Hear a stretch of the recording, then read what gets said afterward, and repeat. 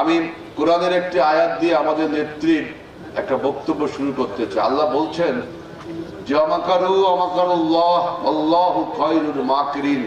তোমরা পরিকল্পনা করো। মানুষকে বলছেন আল্লাহ, তোমরা পরিকল্পনা করো, আমিও পরিকল্পনা করি। আল্লাহু খায়রুল মাকিরিন, আল্লাহর পরিকল্পনা সবচেয়ে উত্তম। যারা বেগম খালেদা জিয়াকে অন্যায়ভাবে গ্রেফতার করেছিলেন, কারাবন্দী করেছিলেন, হয়রানি করেছিলেন, অপমানসূচক কেস দিয়েছিলেন, পরিকল্পনা করেছিলেন যে বেগম খালেদা জিয়াকে অসম্মানিত করবেন, তারা আজ কোথায়? তারা আজ কোথায়? আর বেগম খালেদা জিয়াকে আল্লাহ সম্মান দিয়েছেন।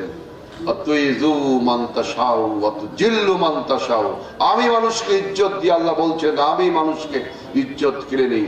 বেগম খালেদা জিয়াকে আজ আল্লাহ ইজ্জত দিয়েছেন। সারা শুধু এই সেনের বাজার না, সারা বাংলাদেশের প্রান্তরে প্রান্তরে আপনাদের নেত্রী, দেশ নেত্রী বেগম খালেদা জিয়ার জন্য দোয়া হচ্ছে। সারা বাংলাদেশে ইজ্জত দেওয়ার মালিক আল্লাহ। আপনারা যতই যারা ষড়যন্ত্র করেছিল, পরিকল্পনা করেছিল বেগম খালেদা জিয়াকে অপমান করবেন, আজকে তারা কোথায় আর বেগম খালেদা জিয়া কি অবস্থায় রয়েছে দেখুন। শুধু বাংলাদেশের মানুষ দোয়া করছে এমনটা বললে কিন্তু ভুল হবে।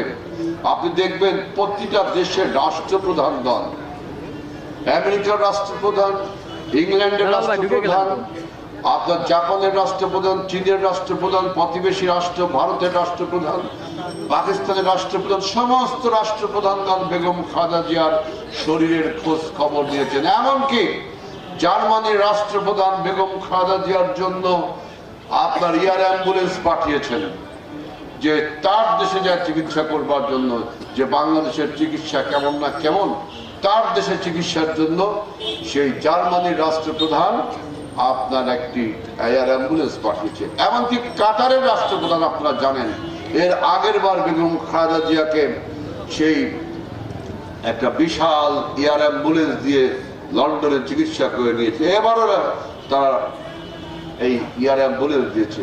বেগম খালেদা জিয়ার এত সম্মান দেখেন, বাংলাদেশের প্রত্যেকটা মানুষ বেগম খালেদা জিয়ার জন্য দোয়া করছে, শুধু বিএনপি না। আপনি দেখবেন গণ অভ্যুত্থানে যারা অংশগ্রহণ করেছিল, আপনি জামাত বলেন, এনসিপি বলেন, কমিউনিস্ট পার্টি বলেন, অন্য পার্টি বলেন, ইসলামী আন্দোলন বলেন, সবাই বেগম খালেদা জিয়ার জন্য দোয়া করছে।